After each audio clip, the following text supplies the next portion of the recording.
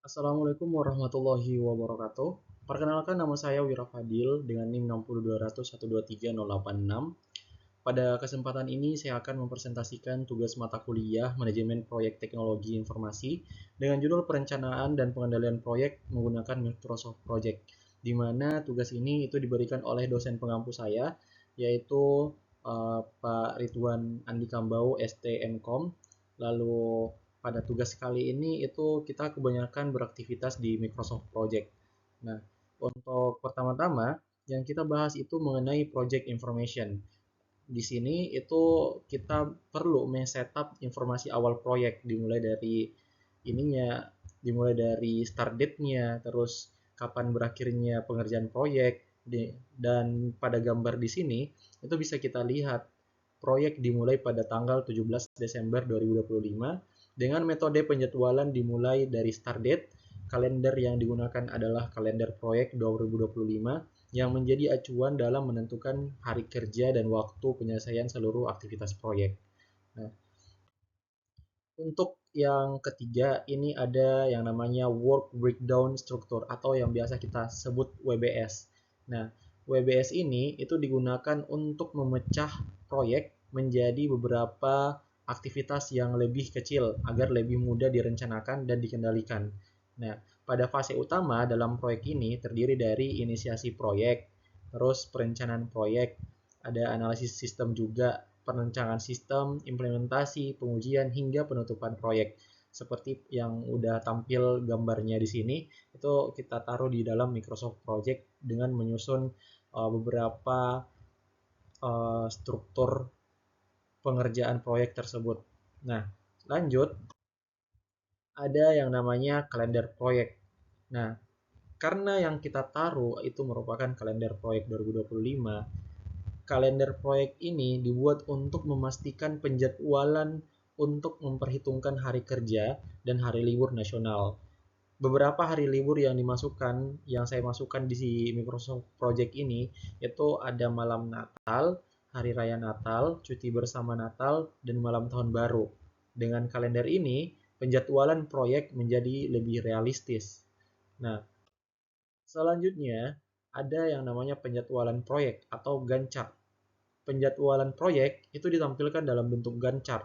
Setiap aktivitas memiliki durasi dan hubungan ketergantungan, sehingga waktu mulai dan selesai dapat dihitung secara otomatis oleh Microsoft Project.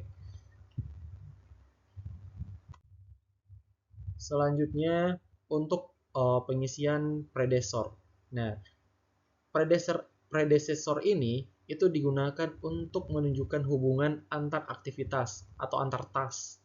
Contoh hubungan yang digunakan adalah finish to start, di mana suatu aktivitas baru dapat dimulai setelah aktivitas sebelumnya selesai. Nah, pengaturan predecessor ini membantu menjaga urutan pekerjaan agar sesuai dengan rencana yang sudah ditetapkan. Selanjutnya, resource sheet atau tim proyek. Nah, pada slide ini itu ditampilkan resource sheet, yaitu daftar sumber daya yang terlibat dalam proyek sumber daya tersebut. Nah, di sini meliputi ada sistem analis, ada programmer, ada tester, ada ya banyak lah, dan biaya lain-lainnya juga.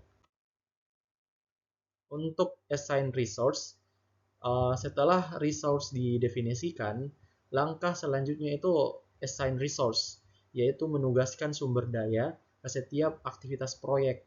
Dengan penugasan ini, Microsoft Project dapat menghitung beban kerja dan biaya proyek secara otomatis. Nah, selanjutnya itu ada rencana anggaran biaya atau yang biasa kita sebut dengan RAB.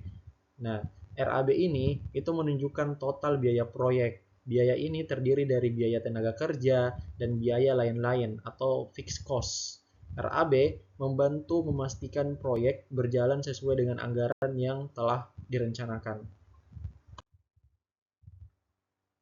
Selanjutnya, set baseline proyek. Baseline proyek ini itu digunakan sebagai acuan pembanding antara rencana dan realisasi proyek. Nah, dengan baseline itu kita dapat melihat apakah terjadi penyimpangan dari segi jadwal maupun biaya selama proyek berlangsung. Nah, itu untuk set baseline proyek. Lalu untuk kemajuan proyek atau biasa kita sebut dengan progres, kemajuan proyek diinput dalam bentuk persentase penyelesaian. Progres ini ditampilkan pada Gantt chart sehingga memudahkan monitoring apakah proyek berjalan sesuai rencana atau bisa saja mengalami keterlambatan. Nah, untuk slide selanjutnya ini adalah cost overview dan cash flow. Pada slide ini itu ditampilkan ini uh, cost overview dan cash flow, di mana fitur ini tuh untuk membantu atau memantau distribusi biaya proyek dari waktu ke waktu serta memastikan pengeluaran tetap terkendali.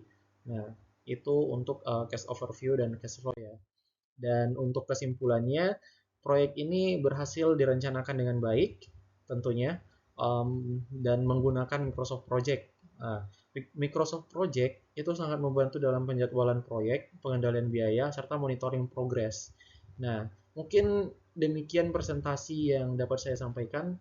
Terima kasih atas perhatian teman-teman semua dan juga Bapak atau Ibu. Wassalamualaikum warahmatullahi wabarakatuh.